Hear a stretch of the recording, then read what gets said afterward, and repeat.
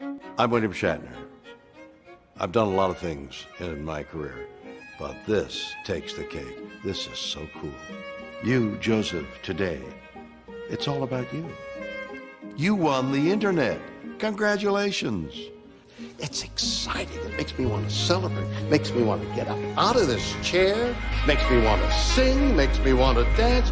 Makes me want to shout. Kick my heels up. Throw my hands up. Toss my head back. No, really, people should be shouting your name in the street. Come on now. Sing that name. Sing that song. Joseph, Sing it out loud. Joseph. I want to celebrate. Put it up in lights. The internet belongs to you. See, no one else deserves to be celebrated like you because you are the best. Hey, listen up, y'all. I'm going to shout out this young gun right here because he's trying to do his thing. Joseph Jaffe, not famous. Probably rightfully so, you know what I'm saying? I mean, I'm famous because, you know, he not famous and he like, yo, let me call my famous friends and see if they'll shout me out and make me more famous, sir. Right? But so, Joseph Jaffe, man, it's cool. You got your late night talk show popping off. That's what's dope. Streaming, been doing your thing, man. Started this in March of the 2020, which is, tough throughout the years, but booking great guests, man. Jamal Mashboard, James Rollins, steady building it, man. Keep it popping off, man. Keep building your brand, man. Believe in yourself. Keep going hard, all right? That's what it's all about. One of these days, this little acronym of yours, not famous, is not going to be true. People going to see you in the mall and be like, I know who you is.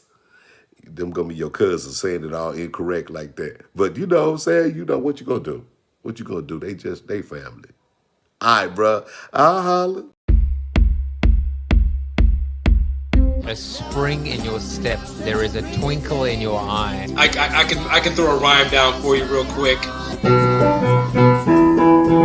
Yes, they call me Thrill. They say that I'm the man. You disagree, how could you? Let me make you understand. Should we bring her on the show? And anybody's like me. And there she is. Fresh as some bread. Pull right from the oven. When you feel rejected, get some my loving. Take on me. She looks wonderful. Mom looks amazing. Somebody too. Okay, Mom, bugger off now. I've got to show it to you. Like that? Joseph Jaffe, ladies and gentlemen. You just made the new intro of the show. Look, as I've said to you many, many times, one of the things when you have a parent or a loved one pass on, one of the things that you really want to do is be able to pick up the phone or call them and say, you'll never believe what happened, or you're going to be so proud of me, or I'm in jail and this is my one phone call and can you please bail me out? Or I have Patrick Fabian on the show as my guest. He may be the most famous guest ever on the show, except of course for Tom Arnold, Jerry Springer, William Shatner, Cedric the Entertainer. No, screw them all. Patrick Fabian is the most famous ever. Chet Williams says, is this live? Yes, it is live. It is so live that I can actually hold up this newspaper. Okay, it's not a newspaper at all, but this is from Simon Bull, who I actually thought his name was Simon Bullet, but it's actually Simon Bull Art. He was my guest. Amazing conversation about art, about creativity, and he sent me this beautiful print. I accept freebies, I accept gifts, I accept anything that can be a tax deduction. Just want to say hello to Meow Meow Fuzz. Looks that way. I mean, unfortunately, this is the way I look. But you may have been referring to something else. And basically, Gene 1 says, hello. Well, hello to you, hello to Chet, and hello to anyone. As you can see, this is a different kind of talk show. In this talk show, you, the viewers, the listeners, are part of the talk show. So, Chet says, hey, Patrick, it was amazing to meet you in London. Thank you for signing my Namaste license plate. There you go. And, oh, by the way, Patrick, who's sitting in the green room, he's got his M&Ms. His rider came. It was stringent about all the things that he wanted and needed. He was a prima donna, let me tell you. all the things that he wanted. I'm just kidding. But Charlie Collier says hi. I forgot to mention. I was talking to him the other day, and he sends his best to you. But let's get on with the show. You know, I am excited. Why am I excited? Because Tucker Carlson is out at Fox News. And you know what that means? It means, Mr. DeMille, I'm ready for my close-up. I'm ready for my debut. I'm buying actually, I only have two provisos. One is I don't lie, and two is I won't wear bow ties, which basically means I'm not going to get a call back, but it's okay. There will be other networks. There will be other opportunities. Well, Patrick will be on the show very, very shortly. But as always, if you like me, if you really, really like me, or even if you despise me, I'll take good and bad, subscribe to me, or subscribe to the show at least. bit.ly/subscribe to the show, where you will never, ever miss another interview again, unless, of course, you want to, in which case you can just ignore those notifications.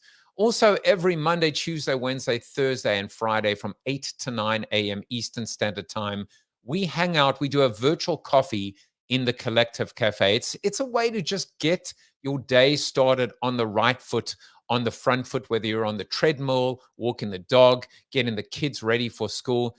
I just think that in today's isolated times, we need connection more than ever before. With all this technology, we've never felt so alone. And so what I wanted to do is just create. We manifest on Monday. We have no agenda Friday. We have wellness Wednesdays, obviously, on Wednesday. And it's just an opportunity to come together. If you want to join, just go to discord.gg/Alpha Collective and come and hang out with us in the morning. This morning, we actually spoke about this whole concept of digging a hole. And as the old saying goes, when digging oneself into a hole, the best thing to do is to stop digging. And we kind of like discuss, what do you do when you're basically digging yourself into a hole? How do you stop digging when your only instinct is to keep going? Maybe it's out of stubbornness. Maybe it's out of pride. And then how do you get out the hole? And we discussed a whole bunch of lateral ideas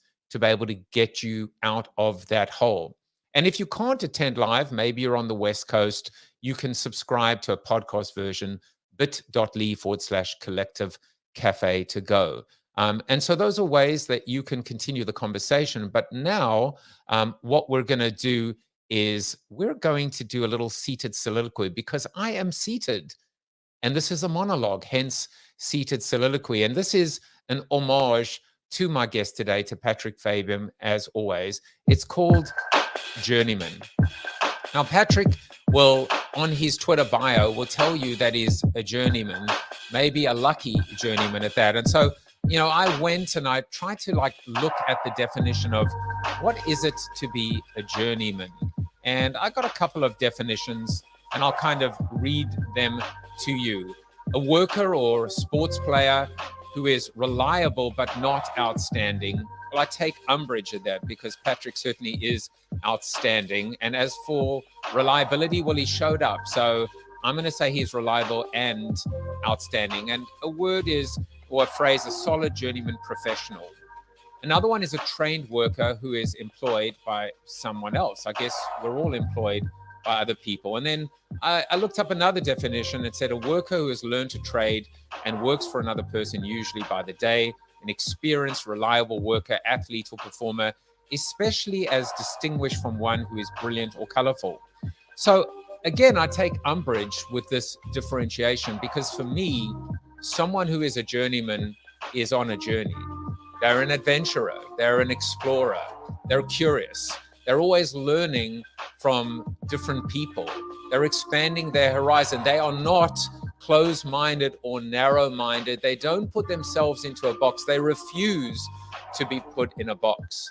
They are on life's ultimate journey, which is a journey of self-discovery, a journey of actualization, a journey that allows us to become better, smarter, wiser, not because of our God-given gifts, but because of our ability to learn from others and to experience life's lessons, which sometimes can be quite painful.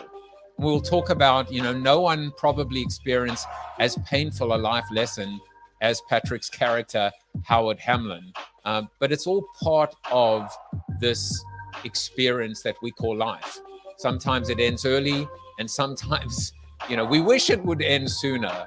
But ultimately, I would rather be this journeyman, not an apprentice, not a master, but someone who is constantly and eternally an imperfect, flawed work in progress.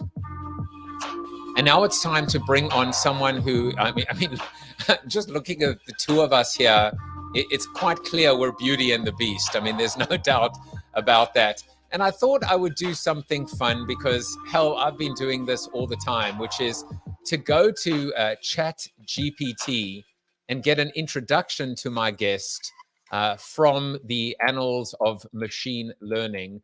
And so in this particular case, I went and I asked ChatGPT to prepare an introduction to Patrick Fabian in the voice of, and I'm not even going to try and impersonate him, Saul Goodman doing one of his, I suppose, cheesy radio ads. Hey, all your listeners out there in Radio Land, are you ready for a guest so smooth he could make your troubles disappear faster than a prepaid cell phone? That's right. Saul Goodman here reminding you to tune in to Joseph Jaffe is Not Famous, where we're bringing you the one, the only, the absolutely fabulous Patrick Fabian. Now, let me tell you about this guy, folks. Not only does he play the suave and sophisticated Howard Hamlin on the groundbreaking, critically acclaimed series Better Call Saul, but he's also an actor of immense talent with a career spanning decades. You've seen him in your favorite shows. You've seen him in your favorite movies, but now you get to hear him chat with our very own Joseph Jaffe. In the courtroom, his character may have gone toe-to-toe with yours truly, Saul Goodman, but in real life, Patrick Fabian's a top-notch guy with stories that'll have you on the edge of your seat. He's a master of his craft, a consummate professional, and honestly, I'd give him 2 thumbs up if I had any thumbs to spare. So, ladies and gentlemen, you won't want to miss this one-of-a-kind opportunity to get up close and personal with Patrick Fabian. Remember, when the world goes wrong, tune into Joseph Jaffe is Not Famous for a dose of right. Better Call Saul out. I couldn't have said it better myself, and actually, I didn't say it. And now, please watch this. So how filthy are your windows? Pardon me? You've been cleaning them every day for a week. They look pretty spotless to me. You don't know that. You're right. It's pretty insensitive of me. Where do you want to go on a date? I don't understand. A date. You know, where 2 people get together and they eat food and consume alcohol in the hopes of forging a human connection. I don't even know you. Gosh, I wonder how we're going to change that. All you care about is your share of the payout. It's like talking to Gollum. You're transparent and pathetic. You want a handout? Here. Huh? Next time, why don't you bring a tin cup and be more honest? Get a job! I have a job! A real job! Driver X isn't a job, okay? I don't know what it is. You know what? I'm gonna go off to my non-job job. Hey. What do you want to do at dinner? Figure it out.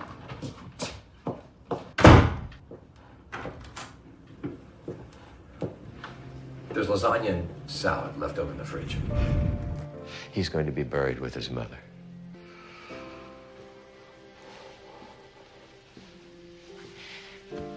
I know what you're going through. No. You don't. I lost my family too.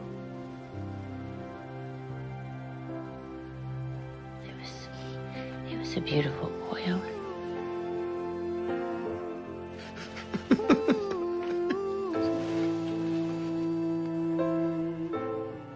This has to stop now.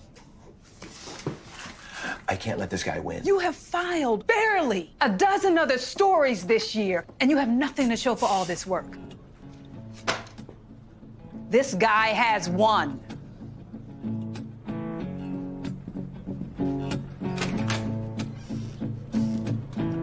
When you get them in the right spot, they're not even listening. They're so much so not listening. I can talk about my mom's banana bread recipe.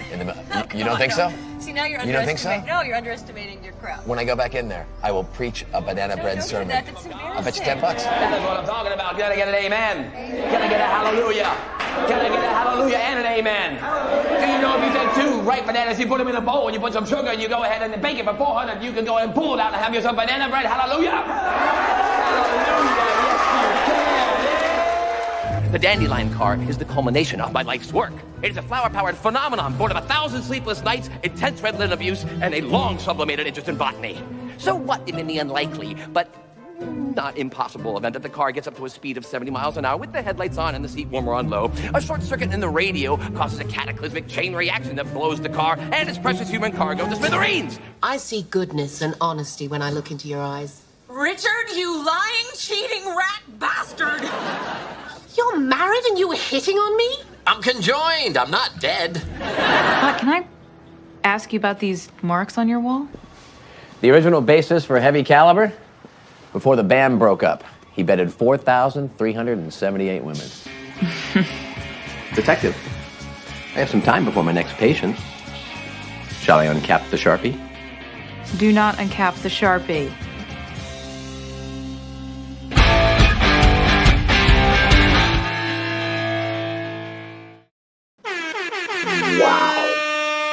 No, I mean, I'm sure you've been on many talk shows, but have you received an introduction like that? No, first of all, the chat GPT thing, it's the beginning of the end. I'll look back on this moment, Joe Jaffe, and I'll say, oh, we laughed about it then, and then it will take over all of us. You'll be virtual, I'll be an avatar, it'll all be written by something somewhere else, and we'll be like, oh, we laughed at it. That's too bad. We were supposed to be fighting the good fight, but we went down. We laughed until we cried. Actually, Meow We Meow laughed Fuzz, until we cried. Meow Meow Fuzz says, I wonder if Patrick ever thought he'd be introduced by Skynet doing a lawyer impression. That's bad. I did not, and I have a pretty good imagination. But the world is a crazy, strange place. Boy, watching that and then seeing that reel, my oh my! I was looking at the various color of hair that I've had throughout the last couple of years, and also, it's so funny. You talked about the Journeyman thing. I was like, oh right, I saw that. I'm like, oh right, I did that. And it's not like it's not up on my website. Like that is my reel, but that's so. It's how inattentive I am to that sort of thing. My first thought was like, wow, I need to update my reel because that's all old stuff. And then second of all, it was good to remember because seeing those things make me always go, that was fun. I remember the getting of the job. I remember the doing the job, the fun I had doing it. And then, and then it's over. Well, I mean, not yet. You still not yet. No, not yet, Joe. the Skynet has not come for you just yet, but hold on, there's a knock on the door. And you know what's amazing is I was looking at some of the comments as well. Yeet says, I adore the banana bread scene. The last exorcism is so much fun. And it's, that's another thing about the work is especially when the work actually becomes part of our lives, whether it's a quote, whether it's a scene, whether it's nostalgia, a memory, it really is timeless. And you can see how it just lives with people. So it's not always a bad thing to go back in time. No, as a matter of fact, the Hot in Cleveland thing, where I mean, only in television, for God's sakes, only in television do you get to have a scene, and I'm playing a conjoined twin. And the capper is somebody comes and says, you're cheating on me. And I get to deliver the line, I'm conjoined. I'm not dead. It's just ridiculous at the height of ridiculousness. And it was so much fun to play. And all of those people were, we had a blast doing it. And I just giggle when I see stuff like that. I'm very lucky to have been able to, swim in those waters. There's no doubt about it. I mean, those are definitely the lines that people wait their entire career for, like those roles. I'm conjoined, I'm not dead. In fact, I'm going to try and use that line the next time I get into trouble, but I don't. It's hard to work in, but if you can, you've done something. Yeah, exactly. I get a bonus point for trying to figure it out. Now, I actually Skynet wasn't done because then I decided to go back and and it's still. I mean, I don't know. I would say, do you break out in hives when the name Lalo Salamanca comes up? And the answer probably is no, because there are these beautiful photos circulating about a friendship, I guess. So with that said, I said, well, how would Lalo Salamanca introduce Patrick Fabian? And in my worst possible accent, I have to read this one to you, because remember, this is Skynet now playing a character, introducing an actor who played a character that's, anyway, this is deep, yes. Ladies and gentlemen, amigos and amigas, you are in for a treat tonight, so grab your tequila and sit down, because Joseph Jaffe is Not Famous is about to get even more irresistibly cool. You see, we have a very special guest joining us, a man who knows the value of style, charm, and the occasional devious play. His name, my friends, is Patrick Fabian. Ah, Patrick. Where do I begin? It's so weird it's coming from a machine. He's a man of many talents with a career that spans decades, reaching deep into the world of television and film. But amigos, it's his role as the slick and cunning Howard Hamlin in Better Call Saul that truly caught the world's attention, and mine, of course. Oh, he brought life to that character, didn't he? It was a performance so captivating, so muy sofisticado, that I just couldn't help but become a fan myself. But this man is not just a pretty face. No, senores. Patrick has acted in countless projects, giving each role his unique flavor and captivating charisma.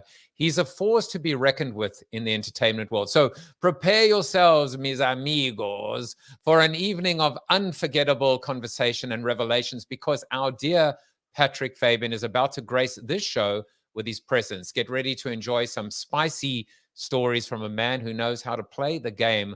Vámonos, muchachos. Let the show begin. It sounds, no offense to Skynet, but it sounds a bit like my mother introducing me, and she has a Spanish-American dictionary opened up as well at the same time. Your mother, who has also a South African accent. So So anyway, enough with Skynet. We will leave Skynet alone for now. Right. But it is kind of interesting just to see how the one thing, Patrick, that's so amazing is that people are now talking about in this AI world that you potentially will be able to star in a movie, and actually star in a movie with Cary Grant, with legends that have passed on. And somehow AI will now put all of you together. Does that excite you? Does it frighten you? How do you even think about this idea of blurring space and time? I'm of two minds. I love the idea of the power of storytelling to be in the hands of people who, of anybody in that respect, right? Like, there just doesn't have to be studio gatekeepers, because the technology will be so inexpensive that you'll be able to use your iPhone and create worlds that will be, legitimate to view at. The notion of putting me against somebody who's no longer here, me working with Paul Newman or something like that, or like you said, Cary Grant, that seems like a cute parlor trick, but it also sounds like I'm not doing it. It sounds very much like they would have somebody else. I mean, they would just generate me to do that, to interact with them. And that sort of takes it away. I don't know exactly where we're headed with this, and I don't think anybody does. I think we are one of those grand cases of the technology is completely outstripped and is going to outstrip our ability to, as people, as a society, to keep up with it. I think whatever rules, regulations, or thoughts or agreements about it will be woefully late, most likely, if history's any map to what we're going to get into. My fear is that writing and the arts will be decimated as a way to make a living. They're already tough enough. And I think if you start to train a whole generation on accepting what's just being generated spontaneously by a computer, by feeding it into some stuff, I'm a big fan of art coming from artists, right? And that comes from flesh and blood. Foibles and all, the inability to be perfect. And in that edges, in those seams where the sand grinds, That's the stuff that I think makes us us, and makes people want to watch the things and listen to the things because another human is creating it. I fear for my friends who are writers, especially because you just punched in a couple of things to get an introduction. This whole notion of being able to write a screenplay and things like that, that's also gonna, there will always be people who, pick that lowest fruit, right? And they're like, that's good enough. Well, that's good enough. Well, that's good enough. When in the old days, trying to figure it out and making sort of quote unquote lesser things were where people got their training, right? I think of, the first films and the first acting that people did, and they're not necessarily good. They're trying, they're learning by failing, right? But if you don't learn that craft, how do you become Spielberg? He didn't come out of the box like that, right? Mozart didn't all of a sudden just come out and start playing. He had to practice. But if you got something that circumvents that whole notion, and then people start to accept that as like, well, that's good, that's art. I don't know. And again, I don't even know how to think about it or talk about it because it's not really quite here. I just keep reading all the, it's going to be here. Watch out next Thursday. You know what I mean? So I'm unsure. I'm unsure how I feel about that. Would I love to meet Cary Grant? Yes. Do I need to work with him? Well, his time is past and my time is now. Is sort of there's also a sense of like, when is your time? Is Brando supposed to be with Tom Cruise? I don't know. Is he? And is it believable? Is it believable, do you think? So I mean, we have to wait and see what the results are. Somebody's coming out. I was in London recently, and they have the ABBA show. Do you know about this? Tell me. It's ABBA, and they have recreated themselves on stage in these like super sophisticated 3D versions with lighting. It's a concert. Wow, so it's and not people are Mamma going Mia, to see no. them. And they are young. They are exactly the age they want to be. They play all their hits and they sell out a concert. It's a show. You can buy tables down front. You can buy the dance floor. You can buy private dance booths. And it's a giant sing-along. It's like going to see Mamma Mia in a way, except they're not live. They're all holograms, but they're really, really good holograms. And I go like, well, would I want to see Led Zeppelin if I can see them really well? And I go, no, I'd have to see them. I'd have to only see them.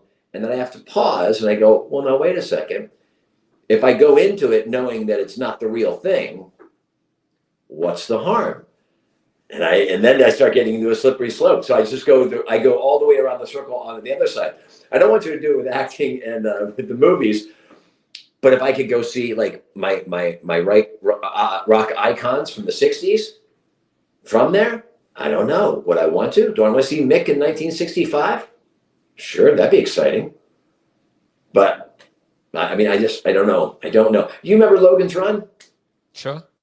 The first one with Michael York. Oh.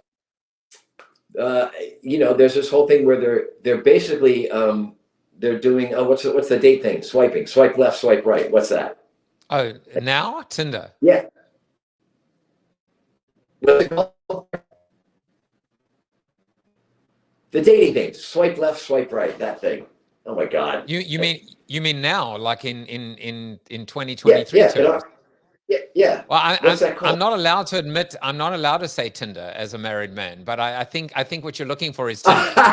Yes, that's it. I'm so married I can't even remember the name. But in Logan's Run, which is a movie from 1972, they are basically hologramming one another, and they're Tindering one another, and then he picks Jenny Agutter as date, and then they go on the run together. And I'm like, they did that, and then that happened. And so, I'm all off the place right now. But technology, where it's going, I don't know. My kids are growing up on the phones. I'm still the guy who remembers the record player. But when I'm gone, who's going to know what that is? You know what I mean? No, I love it. I mean, I have a lot of thoughts on this idea because, in many respects, what's going on right now is about as perfectly imperfect as you could ever imagine. Sometimes the internet connection's going out a little bit. We've got comments coming in as well. Like Vicky L just said, "Hey, Patrick," and Meow Meow says, "Would I want to see Prince circa 1990? Sure, but who profits from that?" Who profits from that? Oh, Meow Meow Fuzz. Guess what? As a concerned artist, exactly, because right now, the stuff that you see in Avatar and all that stuff, they have the balls and they have the dots on them and they go into these amazing shoot the cameras and download your entire face. Who owns that? I can tell you the studios want to say, well, we own it because we have the cameras. We have the 4 walls. We made that. We have the hardware and the software that created you.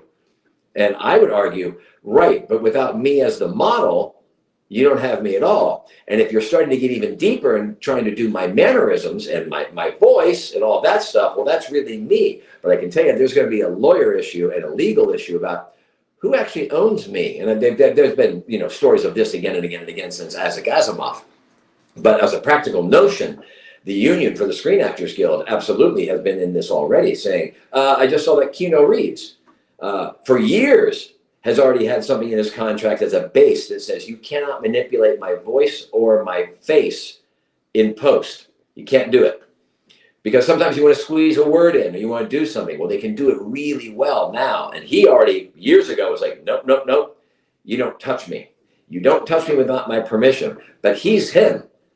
Now, for other people who don't have that kind of juice, what are they going to do? I can guarantee you they're going to end up signing away things that have riders and contracts that say, oh, I give 20th Century Fox complete, for $100 you can do whatever you want. And the whatever you want is going to be the real interesting thing down the road. It's a looming battle without a doubt. Prince's estate would like to say that it's his. But if they didn't actually create the hologram that is Prince, well, then you have a legal issue. And it'll be really interesting to see what copyright does, especially not only here in the States, but worldwide, because copyright issues don't always cross borders. We know this, right? Stealing and thieving has been, a time-honored tradition. So I don't know where it's going to go. Well, I'm looking at I can almost bet. Sorry. No, I was going to say, I'm looking at the comments, and at least Gabby says, well, at least we can make Howard Hamlin live forever. And he has another one, counter argument. How else can we see Howard living a happy life in Belize with Lalo? Apparently you guys are a couple, which is awesome. Well, that's okay with me. Lalo and I became gentlemen farmers, and that's a good thing. Just growing bananas and stuff like that. So now you were talking about, balls on head and balls on body. And speaking of balls, we normally do a little bit of fun facts where we send our private investigators into the field to find out some, dark and sordid secrets about our guests. So no, you're clean as your character.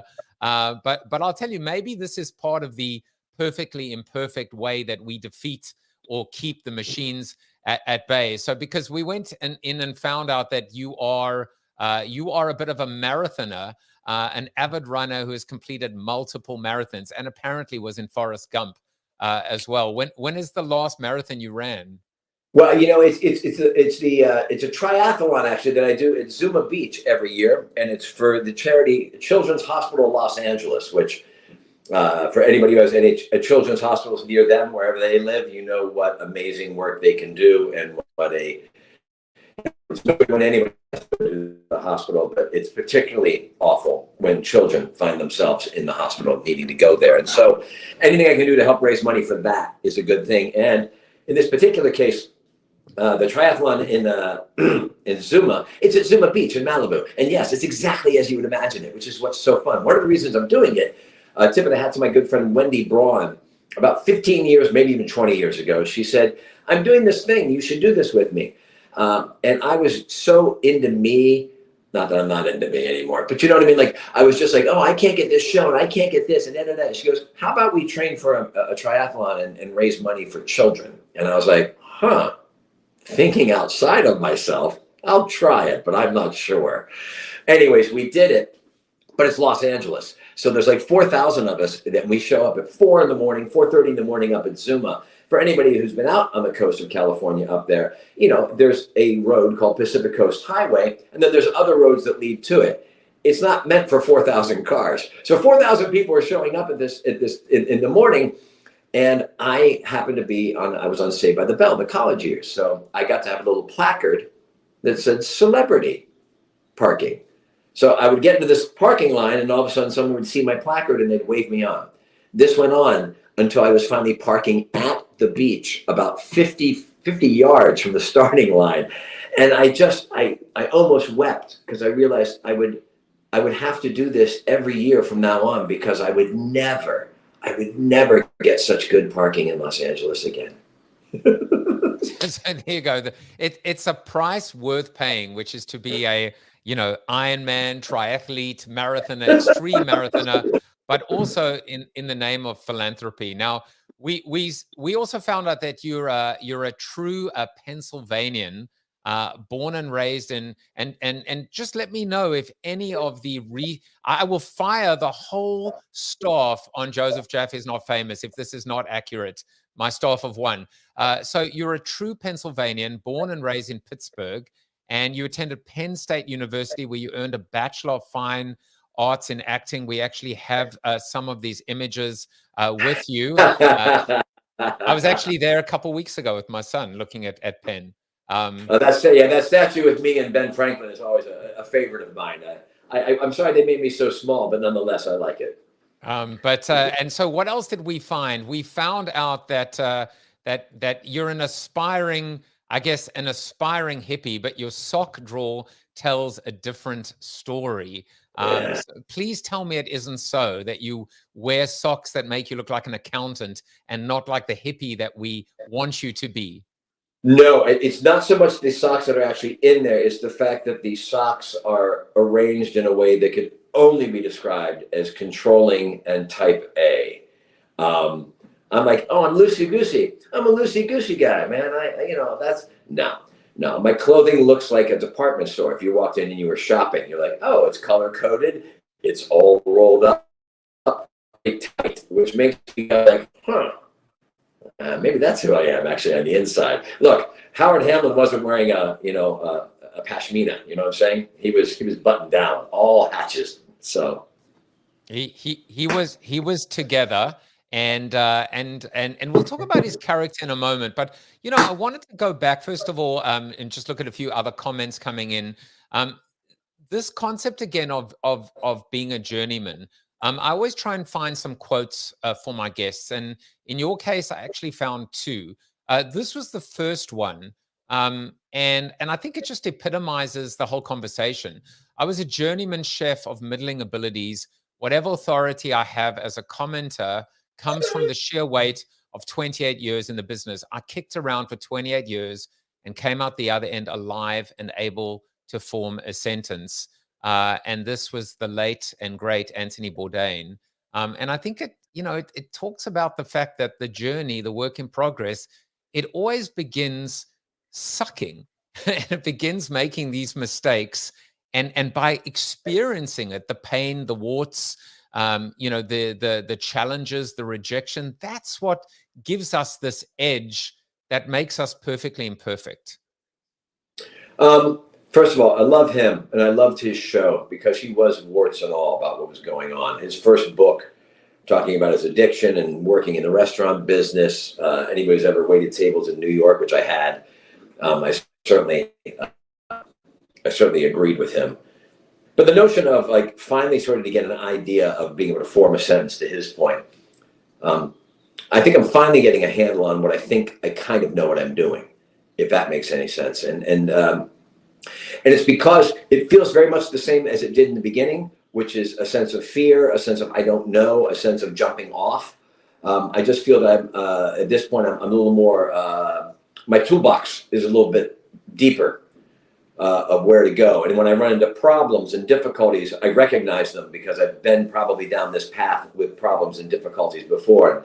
And I have different solutions or willingnesses to solve them.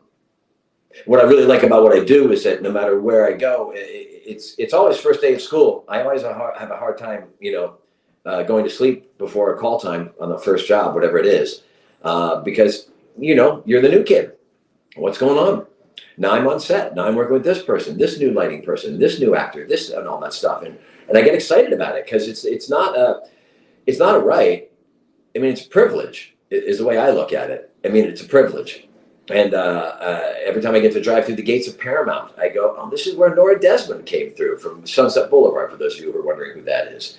And it thrills me You drive under the Fox lot, and you're like, that's the building they make The Simpsons in. That's where Star Wars was done. I'm thrilled with that. And so, you know, I remember the first time I went into the Fox lot, I was auditioning for Doogie Howser. That's when Neil Patrick Harris had his first series, when he was like, what, 9? Wow. And I went in, I was so excited. I went into the gates, this giant parking garage. They gave you a map. I had to walk around it. I got lost. And then I finally got to the place where I was supposed to audition. And I walked in, and there was 20 of me. I mean, 20 of me, literally. Blonde-haired, blue-eyed, 20 years old, dressed almost the same way, sitting in a room. And I was like, what? And then a casting director came out and called my name, and I went in, and I did my thing. And my thing at that point, by the way, which is the same thing I do now, is you audition. You've got like 5 minutes to show the people across the table that this is what you think this thing is like. And you show them that you know how to act in this particular situation. And they either agree with you or they don't. But I was so young and naive, I came out of there, I was so excited. I went to the phone booth that was outside the casting director's office. And I mean like a full-length phone booth, like Superman. And I got in there, and I put my quarters in, and I called the agent who sent me. And she goes, oh, how did it go? I said, oh, I think I got the job. Jean St. Galbraith up in heaven, God bless you. She said to me, she goes, oh, I bet you did. But just in case, do you know where Paramount is? I have another audition for you tomorrow. And I was like, oh, okay, I'll go there. Totally forgot about it. Of course I didn't get the job, you know. But oh my God, I will love her forever for saying, I bet you did. But just in case. So I think that a lot when I come out of auditions, when I think, I did pretty well. I did pretty well. Maybe I got that. Because you think like that. And I think of Jean St. Galbraith coming through my brain going, I bet you did. But just in case. You know what? I have prided myself or prouded, preed. I have preed myself on an unbelievable talent on the show, which is to tell my guests what their next book is going to be called. And in your case, I actually think it's an autobiography. And so would you like me to reveal what it's going to be called? Yes, please. I need a drum roll sound effect. I think it's but just in case, a story of a lucky journeyman. I like that. Isn't it great? It is great. The Patrick Fabian story, but just in case, I love that. It's, you know, what I see in you is just this, and it's very similar to your character in this particular case. The twinkle in the eye, the eternal optimism to a fault, but the joy of first day of school. People need this. People need this message now more than ever before. People that are stuck in a rut, people that are complacent. I mean, Patrick, if I was to ask you this question, are your best days ahead of you or behind you? What would you say? Oh, they're absolutely ahead of me. Absolutely. And I've had some great days behind me. There's no question about that. But I'm a big fan of, and this is hard. I believe they've been writing about this and doing religion, making poems and building cities to try and conquer this feel of anxiety that humans have about constantly ruminating about the past and then getting anxiety about the future, right? And yet the whole power of now, what I'm in right now, today is the day. This is it. This is it. Collectively on the world, this is it. I'm not getting deeper philosophical. This is like dime store stuff, right? The only truth is that it is happening right now. Right now. I woke up this morning. Guess what? Not everybody does. And so just in the act of waking up, I get to say, like, I'm already ahead of the game. I really am. I mean, I really am. On a very base level, forget the phones, being famous or rich, or I want to have this, and I want to be president, I want to be a rock and roll star, I want to get laid, or whatever. I woke up this morning, and for me, and I'm not trying to sell anybody on anything, I thank the universe, the spirit, God, whatever. I thank them. Thanks. Glad to be here. What am I going to do with my day? What am I going to do? I'm not going to do it all. I'm not going to do the rest of my life today, and I'm probably not going to become Taylor Swift, most likely. But what am I going to do? What's in the realm of my doing? And that includes basic things like, am I going to get dressed? Am I going to have lunch? Am I going to go somewhere? Do I have an appointment? Do I have kids to take care of? A wife to take care of? A dog to take care of? Those are the stuff. the literal stuff of being alive that you can do, and you can do with joy. Instead of I have to do them, I get to do them. And that sounds like a dad pointing at you saying, like, you get to clean your room because you have a room or whatever. But the point for me, especially in a business that is all about rejection, all about no, you're not good enough. Guess who you're not today again?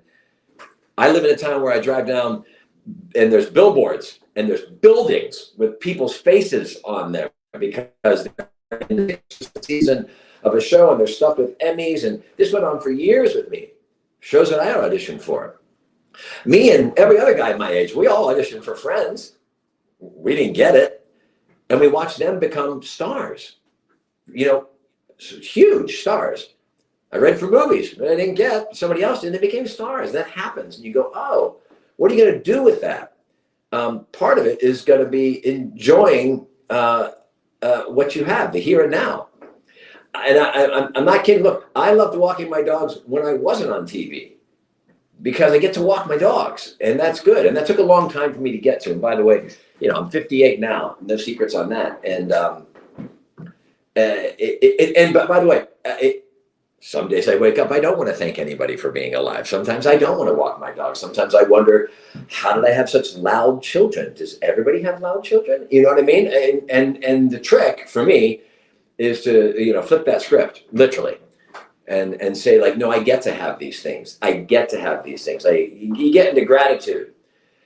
And that includes not getting the job because maybe that's not for me. Even if I think I'm perfectly, look, I've been given jobs I didn't deserve, and I've certainly not gotten jobs that I absolutely thought I should have gotten. What are you going to do? What are you going to do? Writ that large, writ that small, whatever it is you're doing, whatever job you're in, whatever, you know, familiar relationships you got going on. Acceptance is a big deal of it. It's just got to be. Otherwise, the alternative is and looking like that. And for me, and that's just for me, I'm not saying it's not for you, but for me, that's no way to go through life.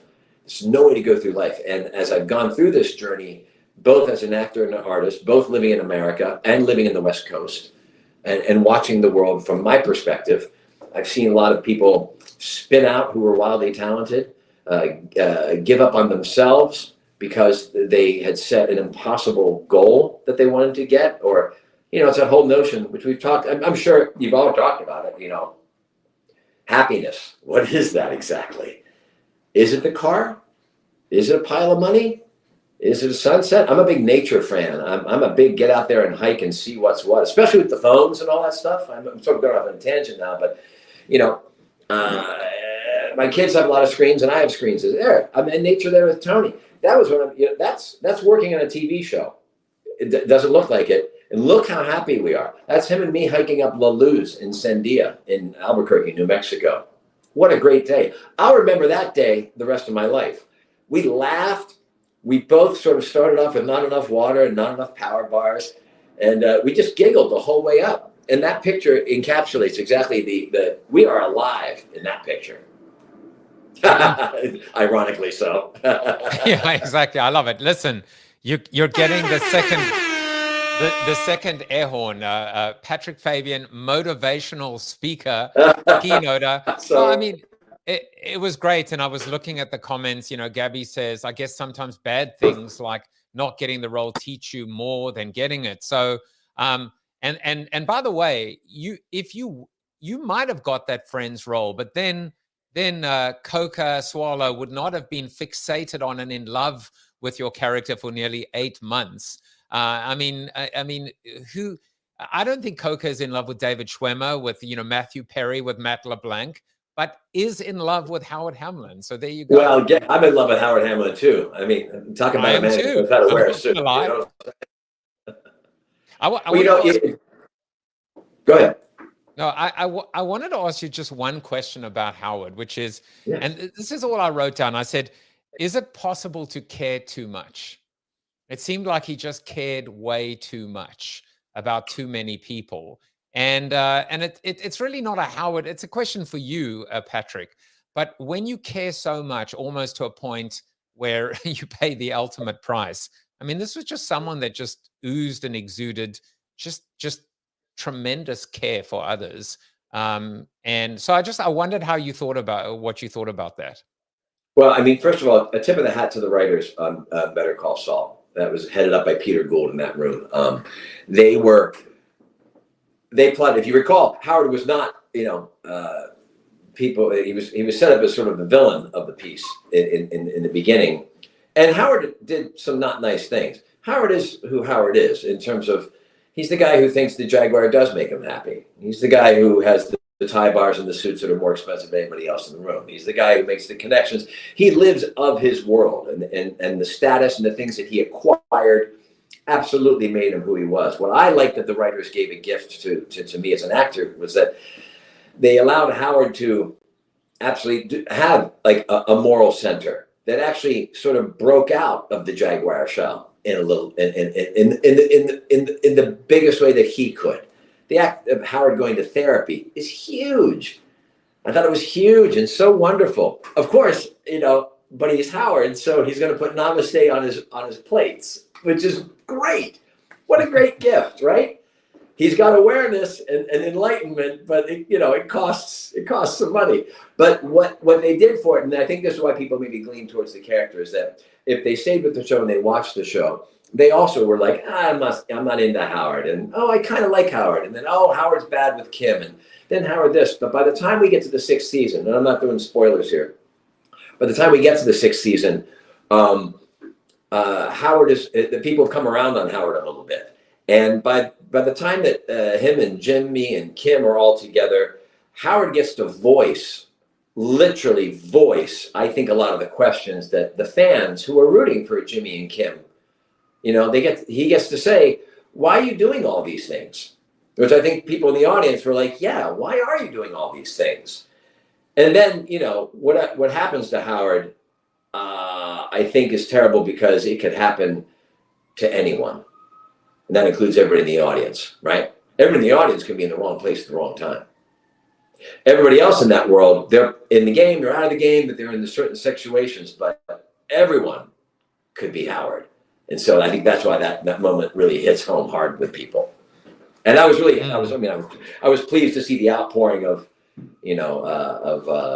shock and grief and love for Howard. But again, that comes with the writing. That comes from those guys laying that down on the page, and Jen Bryan making those beautiful suits. And my acting partners were Bob Odenkirk and Ray Seahorn and Michael McKean, and a murderer's row of talent. Honest to God, like the old Spencer Tracy thing, I try to just hit my marks and not bump into the furniture, and the good things happen. So, and it's funny also because it's funny also because when we talk about this character that everyone loved, I was like, hero, anti-hero, but he was a hero, and everyone rooted for him. I was looking at the comments. Bone said, Howard Hamlin really made the show for me. A great balance of both selfishness of him initially to make him seem like a bad guy to a great turnout for Howard. Well, maybe not the best turnout for Howard. And we do have a question from, how do I pronounce this? Shire? I'm just say Shire. But at least I tried. I know you're bombarded with a ton of Howard-related stuff already, but Patrick, thoughts on a Howard spin-off? I guess it would have to be a prequel. Yeah, I don't know if they'll go back that deep. I don't think Vince and Peter are doing anything else with the Breaking Bad universe as of right now. I believe that's probably it. And if they do Howard, like Baby Sheldon, young Howard, young Sheldon. Yeah, young Howard. If they do young Howard, guess who's not playing him? This dude. Yeah. Hey, that's Beth's foresight, by the way. Beth is an Albuquerque great friend of mine, and she made us so welcome. Matter of fact, I've got 2 beautiful photographs that Beth took of Central Ave in Albuquerque that I love so much. They're such great photographs, and they hang on my wall in my house. And Beth's a fellow concert goer, loves music, loves art, great supporter, and a great supporter of BCS and Breaking Bad in Albuquerque. So Beth Forsythe is everything good about Albuquerque, New Mexico. I love you, Beth. Oh, I love that. That was beautiful. Now I'll tell you, going back into not baby Howard, or in this case, baby Patrick, but one thing about your past as well is that you got to act alongside Angela Lansbury. Now, I mean, I watched Murder, She Wrote when I was younger, and I got to tell you how this woman, she just somehow managed to avoid the physical harm that could have come to her, but loved her. And you know, I found another quote, believe it or not, from Angela Lansbury, and this is the quote for you, Patrick. I think look how it all comes full circle. I think of myself as a journeyman actress. I will attempt almost anything that I can think that I can bring off. It could be almost anything. So there's another connection back to Angela. Well, she was fantastic. It was one of my first gigs, and I say this without irony. I think my parents probably think my career peaked in 1994 when I guest starred with Angela Lansbury. There's no doubt about it.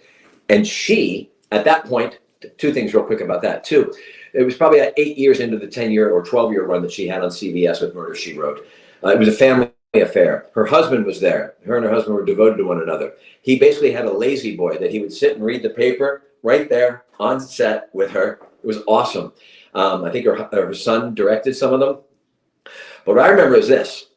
One, she she would call up older actors of hers, friends of hers, and say, how much do you need to make your health insurance this year?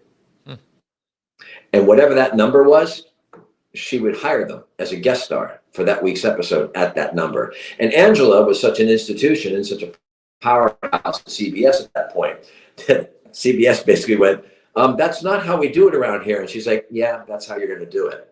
So she quietly, without any, she quietly made sure that other actors made their health insurance for the year, which I thought was such a great way to give back, which is why I got to work with Anthony Zerbe, the Omega Man, in the episode that I was in, which I was thrilled with. The other thing is we were sitting backstage, and I'm sitting in our director's chairs, and Angela Lansbury is next. And I'm young and green and chattier even. And I remember just asking her questions, blah, blah, blah, just, you know, really not just like a child. And she was gracious, and she answered everything. And at one point I said to her, like top precocious, I'm like, well, what's the biggest disappointment you've ever had in your career? You know, like we're a couple of gals having cocktails and cigarettes. I'm like 22, you know? And she takes the question seriously. And she looks at me and she goes, getting passed over for the role of Mame in the movie. That's always stuck with me. I mean, I understand why they did it. Lucille Ball got the role. She said, but it bothered me. How about you? She said to me. And I sat there and paused to think about roles I'd been passed over at 22. I mean, she took me seriously, or at least pretended to, and it made all the difference in the world. So much so that when I started humming, I was humming a Gershwin tune because I had done musicals and stuff before. And she goes, oh, I know that. And she got up and she stuck her hand out, and we stood up and we did a little soft shoe together, singing Gershwin too. And then all of a sudden, boop, we get called to set and we go. And I thought, what a way to handle herself. And as I went through my career, and I've been on many, many, many sets, I always thought like, oh, you can handle success like that too. You can handle success like that. And it was a great example that's never left me clearly. I love that soundbite as well. And it comes down to authenticity. It comes down to gratitude. It comes down to genuinely caring about other people, checking your pride, your ego, your self-worth, and self-love can be healthy, but can also consume you if it becomes almost narcissistic. It's funny because, you know, you spoke about Howard, and maybe the connection was being in the wrong place at the wrong time, but you can also be in the right place at the right time. And maybe that's why you refer to yourself as a lucky journeyman actor, because everything that has happened, as they say, these are not the things that happen to you. These are the things that happen for you. Everything has shaped you. Everything has molded you, and everything has made you who you are today. Absolutely. You know, right place, right time. For all the auditions that I can tell you all the auditions that I think I should have gotten, right? But there's somebody else saying, oh, Patrick got that role. I mean, I'm with a cavalcade of guys now that I've grown up with in the business, where when I first saw them in the rooms, I'd go in and I'm like, who's that guy? And then you see him again, you're like, they brought Steve in again. And then about 5 years later, you're like, oh, hey, Steve, how you doing, man? Because you're hanging out with Steve and playing soccer with him on the weekend. And now you show up to a room and you're like, you know what I mean? It becomes that. It becomes, you've survived along the way. You've been able to, cobble together a working man's career, which is amazing, which is amazing. And I've been so lucky for it. And part of the right place, right time comes to this. My job is to audition. Until I live in Malibu and they're just sending me movie scripts, I guess my job is to audition. And that hasn't happened yet. And I'm not waiting or planning on it. So my job is to audition. So when I get the opportunity to audition, whether it's a stage or a TV or it's here in my living room or wherever, I mean, that's why I went to school for, to learn how to do that, to learn how to show for 5 minutes. This is my interpretation of the script. And my job is to make that 5 minutes the best I can. That's it. I'm not in charge. If I was on the other side, I'd be a producer. I'd hire myself. But I'm not. I need somebody else's permission to go to work. And so my job is to show this 5 minutes. And everything else is like, my life that happens around it. But if you don't show up for that job and you don't take it seriously, I'll do this real quick because I say this when I talk to younger students who are doing stuff. Nobody wants you to be an actor. Nobody. Your parents don't want you to be an actor. Your partners don't want you to be an actor. And here's the dirty secret. Other actors, they don't want you to be an actor either. So unless you want to be an actor, then, you need to take that responsibility on. And that involves preparing for that 5 minutes. And it involves, I'll say this in 2 things, 18 things. I never stayed late at the party and got a job. I never stayed late at the party and then found myself with a job. But I stayed late at the party before and found myself not prepared for an audition, running late, looking puffy, smelling bad. And that's not to say that you shouldn't go to a party. It doesn't mean you shouldn't do what you want to do. But the idea is that you need to stack the deck in your favor as much as humanly possible, because there are literally 1,000 other people just like me who are right behind me in line, who can't wait for me to not be prepared, who can't wait for me to sleep in late, who can't wait for me to go, I'll learn the lines in the car on the way over. And I'm guilty of all those things, by the way, for years and years. First thing is to not the job, and then to go, did I do everything I think I could have done? Did I do everything I was supposed to do? And then you bullshit yourself saying like, yeah, I think I did. But you know right in your heart that you didn't. And it doesn't mean it's a full-time onslaught, but it is, do you want to take this seriously? Because it's tough anyways. It's already stacked against you. So what else can you do? Well, I can control those elements, and that feels good. And then the rest, then you have to get philosophical and crazy about it. Like, well, it's up to the gods. If it's meant to be, it's meant to be. And you don't have to like the result. I'm mad that I didn't get the job. I'm upset I didn't get the job. But at some point, you have to sort of work your yayas out about that. What am I going to do about that? Am I going to quit? Am I going to get angry? Am I going to yell at somebody? Am I going to drink some green juice, go for a hike, do some yoga, get my head straight? And all of those things. That's a constant thing. And at 58, same thing. I watch a movie and I'm like, why is that president? It never ends.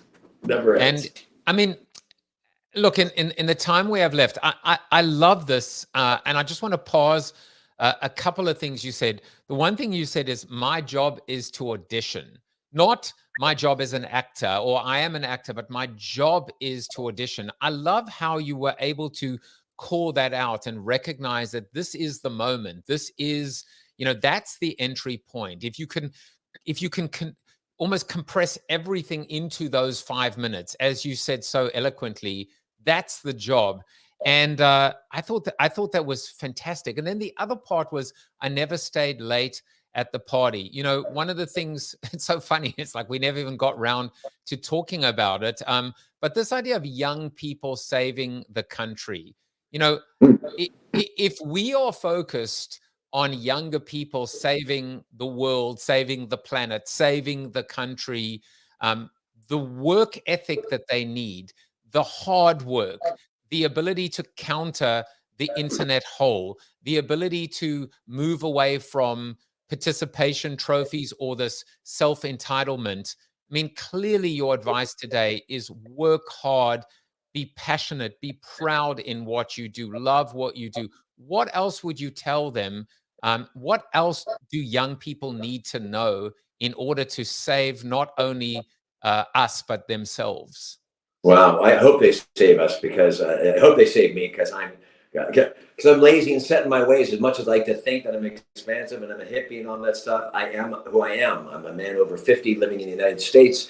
I understand who I am too. I'm a guy who benefited from being a white Caucasian in America in this time. I get that. And I want to see where we go and how we expand. But I literally, in saving the country, I'm talking about America in particular, I see young people demanding action on climate change, on the gun violence that is killing them and stuff like that. And I go, oh, I see them getting activated.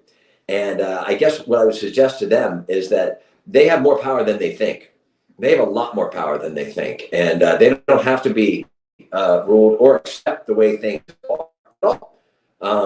And I wish they band together and rise up to demand change and to demand things so they have a place to live with clean water, that they have a country that's safe to go in. And I'm seeing that right now a little bit. I'm also seeing the storytelling. And I realize I'm starting to get that spot now. It's like, if I'm making a Huey Lewis in the News reference, by the way, anybody who's laughing that, you are officially an older person. And anybody who goes like, what the hell is that? You're going to be making films and I'm not necessarily going to get. My kids, I got 10 and 12-year-old kids at home. Hey, I was about to start going hip, hip, hip, hip to B square. And it is hip to be square, man. Absolutely. So it's that weird thing of, again, I go to like Shakespeare or like the arts, the Greeks, all that stuff. They've been writing about this, the passage of time, what it's like to go through the seasonal thing, to be young, to be in the strive of it all. And then all of a sudden to get older, it feels like it. So I'm going to embrace where I'm at to do what I can. And I want the younger people to embrace what they are. And I don't want them to feel despondent because of these. Because these are 24/7, a faucet of corrosion and corruption into your brain if you allow it. Instead, it's a tool that can be miraculous and beautiful and can unify you, and it's great to play music on. There's no doubt about that. But don't take it too seriously because a lot of it is filled with lies and subterfuge just being poured into you. So get out and see for yourself, think for yourself, and feel for yourself. Now I sound like I'm running for office, but I'm not. I'm running for you, and I want you guys to.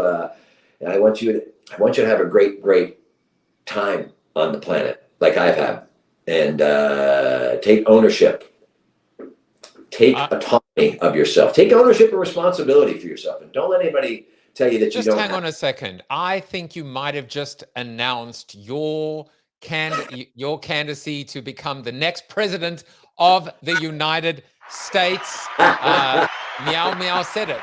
You still need to play the president. But maybe what would be better is to be the president. We need more Patrick Fabian in our lives.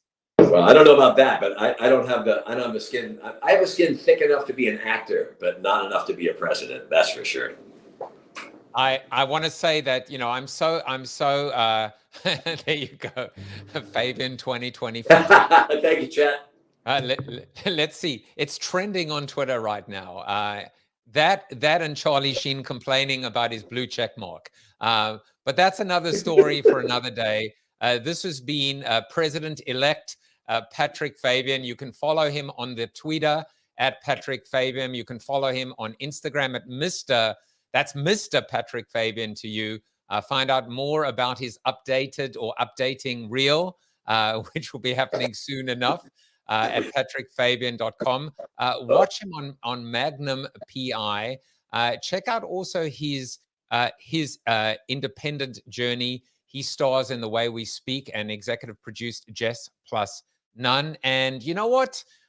Because he is a man of the people and the next president, he also hangs out on Cameo. And so if you're stuck in a pickle, Howard Hamlin or Patrick Fabian will come to your rescue if you'd like a cameo for, I don't know, weddings, bar mitzvahs, litigation, any other occasions? Bar mitzvahs, I haven't done one yet, so be my first, please. All right, so we'll look at the, we've got more Patrick for presidents coming in as well. Gabby says, thank you, Joseph and Patrick. Your work is very much appreciated. Namaste. Vicky Namaste, says, absolutely. become the governor of California. Chet says, love you, Patrick. It was a pleasure to meet you in London. Yeah, it was. And then finally, thanks, Joseph and Patrick. Can't wait for the way we speak. I'll tell you who else cannot wait for Patrick's next appearance on the small or large screen is longtime fanboy Chuck Norris. You are Chuck Norris approved. And we will be back very, very soon. Take care, everyone. Bye-bye. Thank you, Patrick. Thank you for watching the show about hope, positivity, optimism, and if there's time left over, a little bit of marketing with your host, multiple author, and global keynote speaker, Joseph Jaffe. If you like the show, tell a friend or two. Please subscribe to the show. And if you want to get inside news, previews of upcoming guests, and much more, visit josephjaffe.com/subscribe to sign up for the show's newsletter.